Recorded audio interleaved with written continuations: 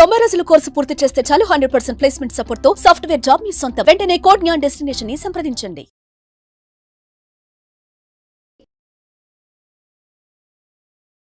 నమస్కారం ప్రియా చౌదరి గారు. నమస్తే. ఇవాళ పేరెంట్స్ కొంతమంది మన వీడియో కింద కామెంట్ బాక్స్లో పోస్ట్ చేసినటువంటి విషయం అండి. మా పిల్లలు మాట వినటం లేదు, మా పిల్లలు మాకు ఎదురు తిరుగుతున్నారు, మా పిల్లలకి మా ఫినాన్షియల్ బ్యాక్గ్రౌండ్ చెప్తున్నా కూడా అర్థం చేసుకోవటం లేదు, అంటే మా స్థాయి కంటే ఎక్కువగా వెళ్ళిపోతూ ఉన్నారు, మా ఫినాన్షియల్ బ్యాక్గ్రౌండ్ స్థాయి కంటే కూడా. అండ్ దాంతోపాటు మేము ఏదైనా అంటున్నాము అని అంటే మమ్మల్ని బ్లాక్మెయిల్ చేయడం స్టార్ట్ చేశారు. దాన్ని ఓవర్కమ్ చేయాలి అని అంటే ఏం చేయాలో మాకు కూడా అర్థం కావట్లేదని కొంతమంది కింద కామెంట్ బాక్స్లో పోస్ట్ చేయడం జరిగింది. ఆన్ యావరేజ్ చూసుకున్నా నాకు కొంతమంది మెసేజ్ పెట్టడం జరిగింది ఇన్స్టాగ్రామ్లో. సో అటువంటి వాళ్ళకి అంటే ఇప్పుడున్న జనరేషన్లో కనుక మనం చూస్తే అండి, అంటే ఆ విధంగా తయారవడానికి ప్రధాన కారణాలు ఏమై ఉంటాయంటారు? ఎందుకంటే ఇప్పుడు టీనేజ్ పిల్లలు అంత ఫాస్ట్గా ఉన్నారని చెప్పేసి చెప్తూ ఉన్నారు. ఏ లోపం ఉండటం వల్ల ఎక్కువగా అంటే ప్రస్తుతంలో పిల్లల్లో అటువంటి ఎక్కువగా ఆ ఆలోచనలు కానివ్వండి, నెగిటివ్ థాట్స్ కానివ్వండి, లేదంటే నెగిటివ్ ఇంపాక్ట్ కానివ్వండి ఎక్కువగా పట్టడానికి ప్రధాన కారణాలు ఏంటి? దాని నుంచి బయటపడాలి అని అంటే వాళ్ళ పెద్దవాళ్ళు కానివ్వండి, పిల్లలు కానివ్వండి తెలుసుకోవాల్సినటువంటి అవసరం ఏముంది? ఒక విషయం స్పష్టంగా చెప్తాను నాగరాజ్ గారు. ఎప్పుడైతే తల్లిదండ్రుల చేతుల్లోనూ స్కూల్లో టీచర్ల చేతుల్లోనూ బెత్తం అనేది మాయమైందో, ఎప్పుడైతే ఒక భయం అనేది ఆ పిల్లవాడిలో ఇంటి నుంచి ఇల్లు అనేటటువంటి పాఠశాలలోనే లేదు, అక్కడ మాయమైతే స్కూల్లో తుడిచిపెట్టుకుపోయింది. ఎప్పుడైతే ఆ బెత్తం అనేది, ఆ బెత్తం ఇన్ ద సెన్స్ అది హింస కాదండి, దాన్ని క్రమశిక్షణలో పెట్టేటటువంటి ఒక చర్యతో కూడుకున్నటువంటిది. అది చిన్నప్పుడు చూడండి, మీ ఏజ్కి మరి ఏమో తెలియదు కానీ మా ఏజ్లో అయితే మా ప్రతి స్కూల్ మాస్టర్ చేతిలో బెత్తం ఖచ్చితంగా ఉండేది. మాస్టర్ అంటే భయం కాదండి, బెత్తం పట్టుకున్న మాస్టర్ అంటే భయం. ఎందుకంటే ఆ బెత్తంలో ఉంది భయం అంతా. ఈత బెత్తం ఉంటుంది చూసారా, ఈత ఆకులుకి ఉన్నటువంటి ఈన ఉంటుంది చూసారా, దాంతో చెక్కేవాళ్ళు అనమాట. ఇట్లా ఇంకా చెప్పాలంటే మా మాస్టర్ గారు ఉన్నారు, మా మాస్టర్ గారు చూస్తారేమో ఈ వీడియో కానీ, ఆయన అయితే ప్రత్యేకించి మీరు నమ్మరండి, ఈ వాసం ఉంటుంది కదా, బ్యాంబూ ఉంటుంది కదా, ఆ బ్యాంబూని మాది విజయవాడ కృష్ణలంక, ఆ కృష్ణలంకలో కరెక్ట్గా ఇప్పుడు పోలీస్ స్టేషన్ ఉన్న దగ్గర అక్కడ మేదర్ వాళ్ళు అల్లుతూ ఉండేవాళ్ళు బుట్టలు, అక్కడ ఈ స్టిక్స్ ఉండే అనమాట. అక్కడ చెక్కిచ్చి మరి ఇంత కట్టలు తెప్పించేవాడు ఆయన. ఇరిగిపోయాయండి సాయంత్రానికి, కొట్టి పడేయడం, ఇట్లా జేబులోంచి పైసలు తీసుకుంటా, రే తీసుకురండి రా అనగానే మళ్ళీ ఇంకొక కట్ట మళ్ళీ రెడీగా ఉండేది అనమాట. ఆయన కొట్టేది కూడా ఎలా కొట్టేవాడంటే, పాఠం చదవకపోతేనో, క్రమశిక్షణలో లేకపోతేనో, ఎవడైనా ఇల్లు వదిలేసి ఇంట్లో పేరెంట్స్ని ఎదిరించారు అని ఆయన కంప్లైంట్ వస్తేనో, లేకపోతే ఆడపిల్లలు కానీ ఎవరైనా సరే బయట వేషాలు వేస్తేనో ఇరగదీసి అవతల పడేసేవాళ్ళండి. ఓకే, ఆ రోజుల్లో పోలీస్ కేసులు లేవండి, ఆ రోజుల్లో పేరెంట్స్ వచ్చి అడిగేవాళ్ళు కాదండి. కాకపోతే ఏంటంటే కొంతమంది సెన్సిటివ్ పేరెంట్స్ ఎవరైనా ఉన్నారు అని అంటే, మా అమ్మాయిని ఎందుకు కొట్టారండి అనగానే ఇమ్మీడియట్గా టీసీ ఇచ్చి పంపించేవాడు. ఆయన ఉంచేవాడు కదండి స్కూల్లో, వెంటనే మాన్పిచ్చేయండి అంటే నిమిషాల ప్రకారం టీసీ ఇచ్చి పంపించేసేవాడు. అమ్మ అక్కర్లేదు, నేను మీ అమ్మాయిని ఏదో స్వార్థం కోసం దేనికోసం ఇది చేయాల, ఇది మీ అమ్మాయి గాడి తప్పింది, మీ వాడు గాడి మగపిల్లల గురించి అసలు ఎవరు వచ్చేవాళ్ళు కాదు. అసలు ఆయన సూపర్. ఎందుకు చెప్తున్నానంటే ఆ బెత్తం చూస్తే గడ్డ వణికేటోళ్ళం. ఎక్కడ తప్పు చేయాలన్నా ఇంట్లో తప్పు చేస్తే పేరెంట్స్ స్కూల్లో చెప్తారేమో, మాస్టర్ వాయిస్తాడు. స్కూల్లో తప్పు చేశామంటే లేదా బయట తప్పు చేశాము అని అంటే ఇంట్లో తెలుస్తుందేమో, అమ్మ బడిత పూజ చేస్తుంది లేదా నాన్న తోలు తీసేస్తాడు. ఈ భయంలో మనిషికి ఆ ఇంట్లో ఉన్నటువంటి పిల్లవాడికో పిల్లకో ఒక క్రమశిక్షణలో నడుచుకోవడం అనేది అలవాటైందండి. ఆ రోజుల్లో స్వేచ్ఛ లేదా అండి? మేము చదువుకోలేదా? మేము కాలేజీలకు వెళ్ళలేదా? మాకు విపరీత ఇంకా చెప్పాలంటే ఈ రోజుల్లో మీరు ఎక్కడున్నారో ఈజీగా కనుక్కోవచ్చు. ఏది లొకేషన్ ట్రాకింగ్ పెట్టేసుకుంటే మీరు ఎక్కడున్నారో చెప్పచ్చు. అసలు ఆ రోజుల్లో ఇవన్నీ ఏం లేవు, పూర్తి స్వేచ్ఛ ఉంది, మాకు అద్భుతమైన స్వేచ్ఛ ఉంది. ఎక్కడ ఏం చేసినా అడిగేవాడు అవ్వలేడు. కానీ ఎందుకు జరగలేదు సార్ ఇవన్నీ?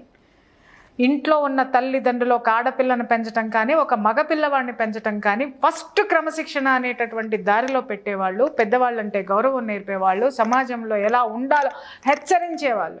ఆడపిల్ల ఇలా తలెత్తుకుని తిరిగిందంటే ఎందుకు ఎత్తుకుని చూస్తావు అని చెప్పేసి అని కోపడేవారు. ఎందుకు అనంటే ఈ రోజుల్లో అది మరి మితిమీరి ఆడపిల్ల స్వేచ్ఛకి ఆడపిల్లను మరీ భయంకరంగా పెట్టిన చోట ఆ గొళ్ళాలు బద్దలు కొట్టుకుని స్వేచ్ఛని తెచ్చుకున్నాం. అయితే ఈరోజు అది ఏమైంది నాగరాజు గారు, ఎంతో కష్టపడి సాధించుకున్నటువంటి ఆ స్వేచ్ఛని ఈరోజు అటు ఆడపిల్లల దుర్వినియోగం చేసుకుంటున్నారు. ఆ ఆడపిల్లలకి స్వేచ్ఛ వచ్చినటువంటి ఆడపిల్లల్ని, ఆ యొక్క స్వేచ్ఛని వీళ్ళు మగపిల్లలు దాన్ని వాళ్ళకి అనుగుణంగా మార్చుకునేటటువంటి పరిస్థితుల్లో వాళ్ళని బెదిరించడమో, వాళ్ళని ప్రలోభాలకు గురి చేయటమో, లేకపోతే వాళ్ళని అట్రాక్ట్ చేయటమో, ఫ్లోట్ చేయడమో, ఇట్లాంటివన్నీ ఉంటాయి కదా భాషలో. ఇవన్నీ చేసి ఆ స్వేచ్ఛలో బ్రతుకుతున్నారు తప్ప ఎవరు క్రమశిక్షణలో అయితే మాత్రం బ్రతకట్లేదు. ఈరోజు ఇన్ని కేసులు మనం చూడడానికి మూల కారణం ఫస్ట్ నేను తల్లిదండ్రులనే అంటానండి. ఫస్ట్ తల్లిదండ్రులే. ఎందుకనంటే నేను కూడా ఐఎమ్ ఆల్సో ఏ పేరెంట్. ఎందుకంటే అసహనం, లోపల సహనం చచ్చిపోతుంది. ఎందుకు అనంటే పిల్లలు వాళ్ళు ఎలా తయారయ్యారంటే 3వ తరగతి దాన్ని తీసుకోండి, నేను వాళ్ళ స్కూల్కి వెళ్ళా. ఎందుకు వెళ్ళావు అనంటే అది చెప్తుంది చాట భారతం. అది ఫస్ట్ ఒంట్లో నుంచి వస్తాయి దాని బాధలో, తలనొప్పో కడుపులో నొప్పో ఇంకేదో అమ్మ కన్విన్స్ అయిపోతే ఓకే. కన్విన్స్ అవ్వలేదు, పేరెంట్స్ వెళ్ళాల్సిందే అంటే అప్పుడు ఆ స్కూల్లో వాళ్ళు అట్లా, వీళ్ళు ఇట్లా, టీచర్ ఇట్లా, అదట్లా, ఇదట్లా. వీళ్ళ కారణం ఏంటి స్కూల్కి వెళ్ళకపోవడానికి అనంటే అక్కడ ఎవరో వీళ్ళకి నచ్చరు, లేదా ఎవరి ప్రవర్తనో వీళ్ళకి నచ్చదు. ఆ ప్రవర్తనని ఇంట్లో చెప్పి దాన్ని క్లియర్ చేసుకునేటటువంటి పరిస్థితులు పక్కన పెట్టి వీళ్ళ తెలివితేటలు ఎక్కడ చూపిస్తున్నారు, వీళ్ళ యొక్క అద్భుతమైనటువంటి జ్ఞాన సంపద అంతా దేంట్లో పెడుతున్నారు అంటే వీళ్ళు వెధవల్ని చేసుకోవడంలో ఉపయోగిస్తున్నారు. ఇవాళ విపరీతమైనటువంటి దాన్ని ఏమంటారు, నాలెడ్జ్ మాకుంది అని ఫీల్ అవుతున్నారు. దాన్ని నాలెడ్జ్ అనరు సార్, దాన్ని నాలెడ్జ్ అనరు. మాకు అన్నీ తెలుసు, మాకు మొత్తం ప్రపంచమంతా మా చేతిలో ఉంది, ప్రపంచమంతా మాకు తెలుసు అని అంటున్నారు. తెలిసిన ఈ ప్రపంచంలో మీరు సాధించింది ఏంటో చెప్పండి. ఈరోజు ధైర్యంగా ఒక ఆడపిల్ల ఒక నిర్ణయం తీసుకొని బయటకు వచ్చి ఏ విధంగా తను ఒకళ్ళకి ఐకాన్ లాగా నిలబడుతుంది. యూట్యూబ్లు తీసేయండి, టిక్టాక్లు మానేయండి, ఈ దరిద్రాల గురించి మాట్లాడకండి నాతోటి. ఇంకొకళ్ళకి ఐకాన్గా విజ్ఞానాన్ని అందుకుని ఏదైనా సాధించి ఒక సింగర్ గానో, ఒక మంచి క్లాసికల్ డాన్సర్ గానో, క్లాసికల్ కాదు వెస్టర్న్ అయినా సరే ఒక డాన్సర్ గానో, లేదా ఏదైనా ఒక సబ్జెక్ట్లో ప్రతిభ చూపించో. ఇవాళ ఎందుకు శకుంతలాదేవులు ఎందుకు లేరండి? అవును, ఎక్కడ కనపట్టలేదు ఎందుకనండి? ఒక సివి రామన్ ఎందుకు లేడండి? అబ్దుల్ కలాం ఎందుకు లేడండి? ఎక్కడికి పోయినారు సార్ వీళ్ళందరూ? యూత్లో ఎక్కడికి పోయినారు అనంటే వాళ్ళని లోపల చంపేస్తున్నారు వీళ్ళు. కారణం ఎవరంటే తల్లిదండ్రులే. ఎందుకంటే చిన్నప్పుడు పొద్దున్నే లెగిస్తే వీళ్ళల్లో నుంచి, తల్లిదండ్రుల్లో నుంచి మాటలు ఏంటంటే ఒక్కొక్క ఐకాన్ని, ఒక స్వాతంత్ర సమరయోధుడినో లేకపోతే ఇంకెవరినో చూపించి వాళ్ళ గురించి చాలా గొప్పగా వీళ్ళకి అన్నం ముద్దలు పెడుతూ మాట్లాడేవాళ్ళు. ఆ అన్నం ముద్దతో పాటే ఆ వాళ్ళ యొక్క భావాలు లోపలికి వెళ్ళిపోయి జీర్ణించుకున్నాయి. ఆ భావాలు జీర్ణించుకుని మనం కూడా అలా తయారవ్వాలి. మనం కూడా ఇలా క్రమశిక్షణతో, ఆడపిల్లని క్రమశిక్షణతో పెట్టాలి అనంటే ఆ తల్లి ఏం చెప్పేది అనంటే, ఆడపిల్లను కూర్చోబెట్టి ఏం చెప్పేది అనంటే, అమ్మ పలానా వాళ్ళ అమ్మాయి ఒకప్పుడు తప్పు చేసింది, ఇప్పటి వరకు వాళ్ళని ఇంటి గడప తొక్కనివ్వలేదు, ఇలా ఇండైరెక్ట్గా హెచ్చరించుకుంటూ వచ్చేది. పలానా వాళ్ళ అమ్మాయి ఈ విధంగా చేసింది, దాన్ని ఎవరు సమాజంలో చూడట్లేదు, ఈ విధంగా తల్లి ఇండైరెక్ట్గా హెచ్చరించుకుంటూ వచ్చేది. సో ఈ పిల్లలు మొదటి నుంచి ఏంటంటే, అమ్మో నేను ఆ దారికి వెళ్ళకూడదు, నేను ఇలా టూ మచ్గా స్మార్ట్గా బిహేవ్ చేయకూడదు, చేస్తే నా దవడ వాచిపోతుంది, నాకు ఈ ఇంట్లో స్థానం ఉండదు అని అనుకున్నారు. ఈరోజు మనం అనుకుంటున్నాం నాగరాజు గారు, ఆర్థిక స్వేచ్ఛ వచ్చింది కాబట్టి ఆడపిల్లలు మగపిల్లలు ఇలా తయారైనారు, ఆడపిల్లలు ఇట్లా తయారైనారు అంటున్నారు. ఒకప్పుడు మేము ఉద్యోగాలు చేయలేదా అండి? మాకు ఆర్థిక స్వేచ్ఛ లేదా అండి? మా జీతం మొత్తం తీసుకెళ్ళి మా పేరెంట్స్ చేతిలో పెట్టేవాళ్ళమండి. పెట్టాలి సార్. తిరిగి మాకు పాకెట్ మనీ వచ్చేది, తిరిగి మాకు ఏ ఖర్చులు ఉన్నాయో అవి వచ్చేవి. దానికి మించి ₹1 బయటికి వెళ్తే దాని మీద మానిటరింగ్ ఉండేది. ఈరోజు దానికి మనం ఏం చెప్తున్నాము అనంటే, స్వేచ్ఛగా బ్రతకద్దా, స్వేచ్ఛగా ఉండద్దా, అనుభవించద్దా? మేమన్నీ అనుభవించాం సార్, అద్భుతాలను అనుభవించాం, అద్భుతమైన గురువుల్ని యొక్క బోధల్ని వాళ్ళ యొక్క దారిలో మేము నడిచాం, ఎన్నో అద్భుతాలు చూసాం ఈ ప్రపంచంలో. జ్ఞానం ఎక్కడుంటే అక్కడికి పరిగెట్టుకొని వెళ్ళాం, అవన్నీ తీసుకున్నాము. నేను చెయ్యని పదవులు లేవా? నేను తిరగలేదా ఫ్లైట్లో? నేను తిరగలేదా? లగ్జరియస్ లైఫ్ లేదా? నేను విఐపి ట్రీట్మెంట్లు నాకు లేవా? ఇవన్నీ డబ్బుతో కొన్నానా సార్? నేను నా విద్యతో కొన్నాను సార్, నా జ్ఞానంతో కొన్నాను సార్. ఇవన్నీ కూడా అవన్నీ పొందాను, కొనలేదు. డబ్బుతో నేను ఇవన్నీ నాకు రాలేదండి. నేను నాకు ఇంట్లో 2 కార్లు ఉన్నాయి సార్. ఈ రోజుకి నేను ఆటోలోనే తిరుగుతాను, ప్రతి ఆటో వాళ్ళు, ప్రతి క్యాబ్ వాళ్ళు నన్ను రికగ్నైజ్ చేసి వాళ్ళకి ఉన్న ఎక్స్పీరియన్స్లు చెప్తుంటే నాకు ఒక ఆనందం, ఒక గర్వం వస్తుంది. గర్వం అంటే అదేదో నేను గొప్పదాన్నని కాదు, నా వల్ల ఎడ్యుకేట్ అవుతున్నారా, ఇది నా తల్లి చిన్నప్పటి నుంచి నన్ను తీర్చిదిద్దబట్టి, నా మాస్టర్స్ తీర్చిదిద్దబట్టి, నేను ఒక క్రమశిక్షణలో పెరగబట్టి. మీకు ఒక విషయం తెలుసా, మా ఇంట్లో నిద్ర లేవగానే ఫస్ట్ పక్క దుప్పట్లు మడత పెట్టాలి. పక్క దుప్పట్లు మడత పెట్టకపోతే ఉండేది సార్, మామూలు ఉండేది కాదు సార్. ఫస్ట్ ఫ్యాన్, ఇంట్లో ఎవరు లేకుండా ఫ్యాన్ తిరుగుతుందో ఆ బాధ్యత రాహిత్యానికి మామూలుగా ఉండేది కాదు. తిన్న కంచం చుట్టూ ఎంగిలి పడిందో, నీట్గా లేదో, మామూలు క్లాస్ ఉండేది కాదు సార్. ఓకే, ఒకప్పుడు మేమేమనుకున్నాం తెలుసా నాగరాజు గారు, బా ఇన్ని రెస్ట్రిక్షన్స్ తోటి మేము పెరగాల. మేము కూడా సినిమాలు చూసేవాళ్ళం కదా, సినిమాలో హీరోయిన్ లాగా ఎంత హ్యాపీగా టిక్టాక్గా తయారైపోయి విచ్చలవిడితనంగా మేమెందుకు తిరగకూడదు అని అనుకున్నాం. కానీ ఈరోజు ఈ ప్రపంచాన్ని చూస్తే నా పెద్దవాళ్ళందరికీ కూడా నా జీవితంలో క్రమశిక్షణ నేర్పిన ప్రతి ఒక్కళ్ళకు కూడా చేతులు 2 ఎత్తి దండం పెడతాను సార్ కన్నీళ్లతోటి. ఎందుకంటే ఆ క్రమశిక్షణే వాళ్ళు నాకు నేర్పి ఉండకపోతే ఈరోజు ప్రియా చౌదరి ఇక్కడ ఉండేది కాదు సార్, ఎప్పుడో అధ్యాయం ముగిసిపోయేది. ఎలా అండి అంటే ఇటువంటి ప్రాసెస్లోనే పిల్లలకి ఆ క్రమశిక్షణ డెవలప్ అవ్వాలి అని అంటే పేరెంట్స్ కానివ్వండి, పిల్లలు కానివ్వండి, ఏం చేయాల్సినటువంటి అవసరం ఉందండి? ఈ రోజు నేను ఒక్క విషయం చెప్తాను, ముందు అసలు పేరెంట్స్కే తెలియట్లేదు సార్ ఎట పెంచాలి. ముందు పేరెంట్స్కే తెలియట్లేదు వాళ్ళ సమాజంలో ఎక్కడున్నారో, ముందు అది తెలుసుకోమని చెప్పండి సార్. అసలు వాళ్ళు ఒక హ్యూమన్ బీయింగ్గా ఈ సమాజంలో, ఈ సమాజం నుంచి వాళ్ళు ఎన్నుకున్నటువంటి ప్రజాప్రతినిధులు కానివ్వండి, వాళ్ళు ఉంటున్నటువంటి ఆ యొక్క వాతావరణం కానివ్వండి ఎలా ఉందో ఒక్కసారి బేరీ చేసుకోమని చెప్పండి. ఎవరికైనా పట్టిందా సార్? 5 ఏళ్లకు ఒకసారి ఓటేసి వచ్చేసి కూర్చుంటారు. వాడు ఎదవల్ని దించుతున్నాడు, లేకపోతే నువ్వు ఎవరిని ఎంచుకుంటున్నావో ఆ వాతావరణమే నీ చుట్టూ ఉంటుంది, ఆ వాతావరణమే ప్రోత్సహిస్తుంది. అక్కడికి వెళ్ళిన తర్వాతనే ఇది ఉంటుంది. ఇవాళ ఒక సినిమా యాక్టర్ పక్కన భుజాన్ని చేసుకొని ఫోటో దిగేసి స్టేటస్లో పెట్టుకుంటే వాడితో ఒకప్పుడు అనకూడదు, కానీ ఐఎమ్ సారీ చెప్పాలి. కానీ ఎందుకంటే ఎన్టీ రామారావు గారు అంతటా ఆయన ఎదుర్కొన్నాడు ఇలాంటి అవమానాలన్నింటినీ. సినిమా స్టార్ పక్కన ఉండడం అనంటే అదొక పెద్ద తప్పు సార్. ఆ వాతావరణంకి వెళ్ళకూడదు. అంటే తప్పు అంటే మళ్ళీ అందరు సినిమాలు చూసేవాళ్ళు, అది ఎంటర్టైన్మెంట్ భాగం వరకు మాత్రమే తీసుకునేవాళ్ళు తప్ప. ఇప్పటికీ కొన్ని ఫ్యామిలీస్లో స్టిల్ ఎంటర్టైన్మెంట్ పార్ట్ అని అంటే 100% నెగటివ్ థాట్తో ఇంపాక్ట్, నెగటివ్ థాట్ తోటి ఉంటారు. నెగటివ్ థాట్ తోటి ఎందుకు ఉంటారంటే పూర్తి స్వేచ్ఛ ఉంది అక్కడ. ఇక్కడ మనుషుల మీద వ్యతిరేక భావం కాదు సార్, ఆ యొక్క దాంట్లో పూర్తి స్వేచ్ఛని, సమాజాన్ని, తల్లిదండ్రుల్ని అందరినీ ఎదిరించి ఒక బాధ్యతారాహిత్యమైనటువంటి క్యారెక్టర్స్ తెర మీద కనపడుతున్నాయి కాబట్టి వాళ్ళు వ్యతిరేకించారు దాన్ని. ఆ బాధ్యతాయుతమైన సినిమాలు లేవా? అద్భుతంగా ఉన్నాయి. వాటిలో నుంచి మేము బోల్డ్ని నేర్చుకోలేదా? నేర్చుకున్నాం. కానీ ఎక్కడ మొదలైంది? ఇంటి నుంచి మొదలైంది. దేన్ని తీసుకోవాలి, దేన్ని వదిలేయాలి అనేది మరి మా పెద్దవాళ్ళు. ఇవాళ అందరి పేరెంట్స్ బీటెక్లు, ఎంటెక్లు, ఎంఎస్సీలు, ఎంఏలు, అబ్బో అద్భుతంగా అన్నీ చదివేశారు. కానీ మా పేరెంట్స్ ఏం చదవలేదు నాగరాజు గారు. సమాజాన్ని చదివారు, భవిష్యత్తుని చదివారు. వాళ్ళు చదువుకున్నదేంటి? వాళ్ళకి లోక జ్ఞానం అద్భుతంగా ఉంది. ఈ లోకంలో బ్రతకాలి అనంటే ఏం కావాలో వాళ్ళకి తెలిసినంత గొప్పగా ఈరోజు చదువుకున్నాం అనేటటువంటి పట్టభద్రులకు ఎవరికైనా తెలిసేమో చెప్పమని చెప్పండి. ఎలా అండి అంటే ఈ ప్రాసెస్లో పేరెంట్స్ కానివ్వండి, పిల్లలు కానివ్వండి, ఏ విధంగా ముందుకు వెళ్ళాల్సినటువంటి అవసరం ఉందంటారు? మీరు చెప్పిన విధంగా ఒకప్పుట్లాగా బెత్తం పట్టుకొని కొట్టాలి, తిట్టాలి అని అంటే ఇప్పుడున్న దాంట్లో అంతా ఫ్రెండ్లీ ఎన్విరాన్మెంట్ లేదు అని అంటే లీగల్గా వెళ్ళిపోతున్నారు.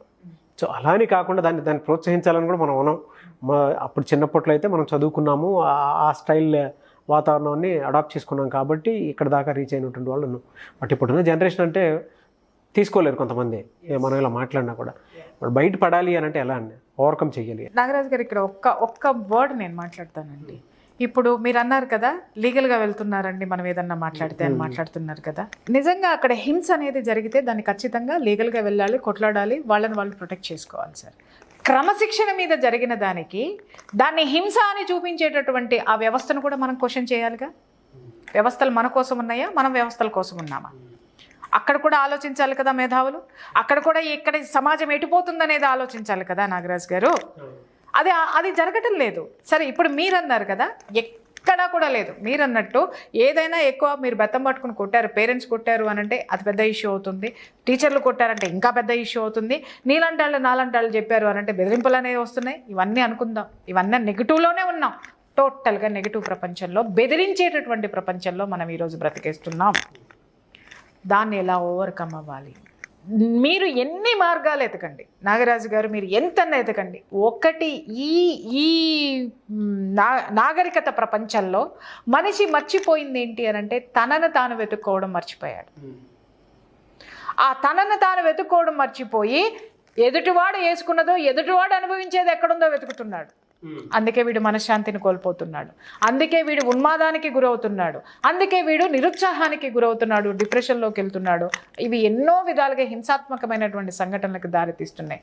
నీలో ఉన్నటువంటి ఈ అవలక్షణాలన్నింటినీ కూడా క్రమశిక్షణలోకి నీకు నువ్వే తెచ్చుకోవచ్చు అనేటటువంటి ఆ యొక్క సత్యం నీకు తెలుసా?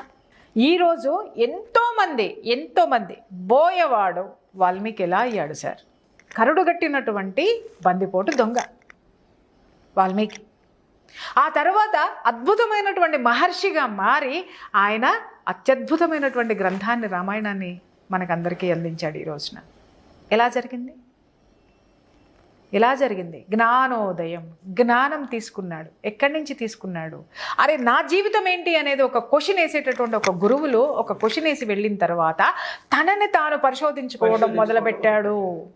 అలా మొదలుపెట్టినప్పుడు ఏం చేశాడు? కూర్చుని ఏమన్నాడు? వాళ్ళు ఏం చెప్పెళ్తారు అని అంటే, నేను దీని నుంచి ఎలా బయటికి రావాలి అని తనను తాను అడుగుతాడు. అడిగినప్పుడు వాళ్ళు అంటారు మరా మరా మరా మరా మరా మరా మరా అనమంటారు. దానికి అర్థం లేదు సార్, దానికి అర్థం లేదు. ఏదో ఒకటి నీలో నువ్వు క్వశ్చన్ చేసుకుంటే అది ఏంటి అని కూడా అడగలేదు ఆయన. ఒక గురువులు చెప్పారు, కూర్చున్నాడు, మరా మరా మరా మరా మరా మరా మరా మరా అనేసరికి అది రామ రామ రామ రామ రామ అయింది.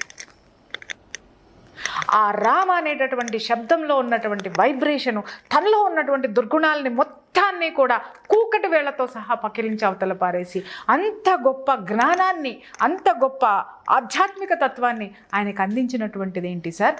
తపస్సు. That is called meditation.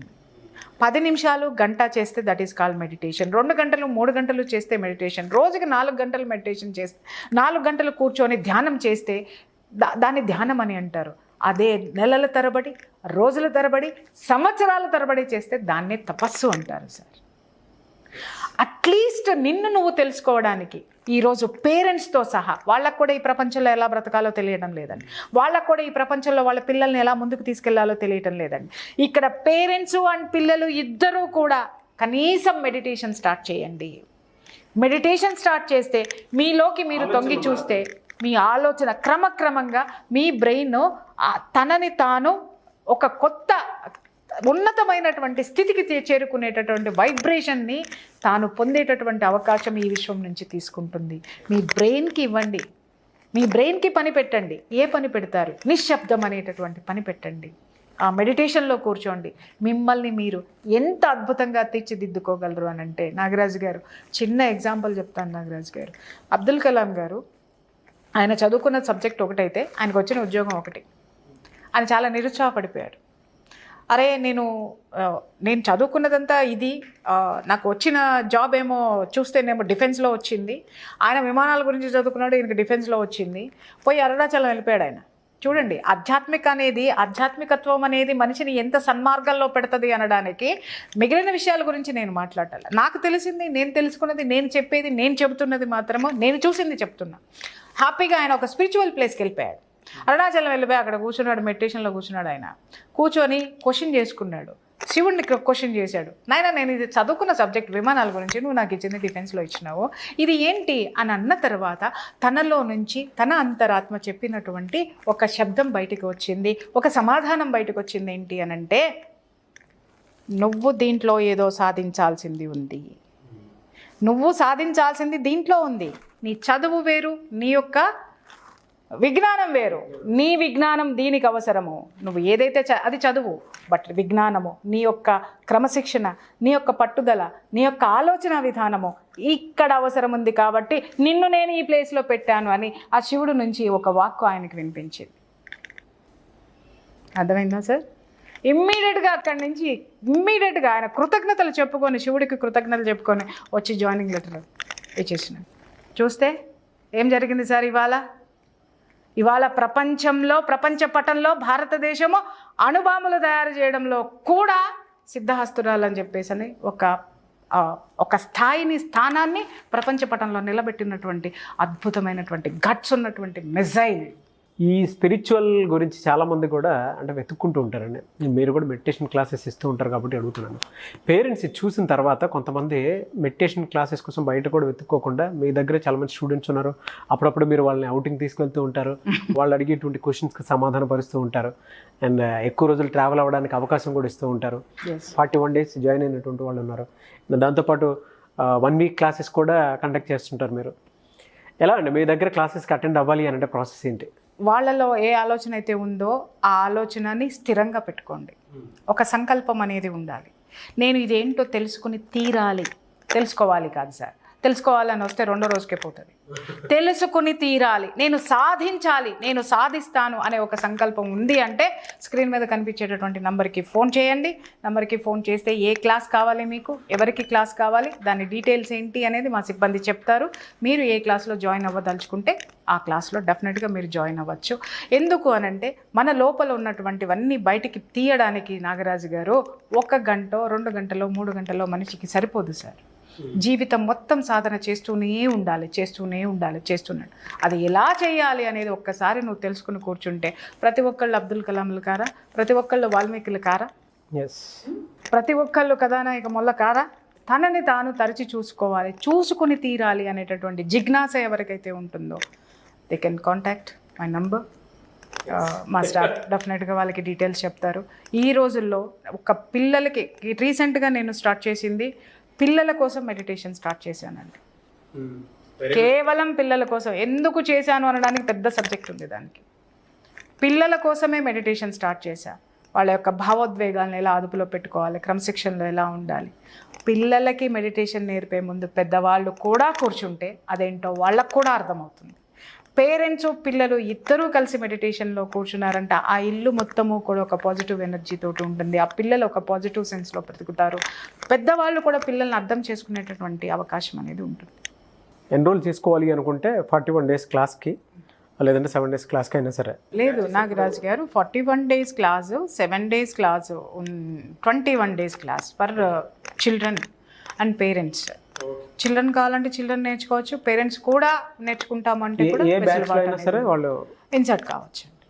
దేంట్లోనైనా వాళ్ళు ఏది కోరుకుంటే అది చేయొచ్చు. కానీ పిల్లలకి మాత్రం 21 days. 41 days అనేది కేవలం పెద్దవాళ్ళకి మాత్రమే నేను క్లాస్ తీసుకుంటున్నాను. పిల్లలకి మాత్రం 21 days తీసుకుంటున్నాను. థ్యాంక్ యూ అండి. Thank you so much Priya Chaudhary గారు. Thank you. సుమన్ టీవీలో మీ పర్సనల్ అండ్ బిజినెస్ ప్రమోషన్స్ కోసం కింది నెంబర్కి కాంటాక్ట్ చేయండి.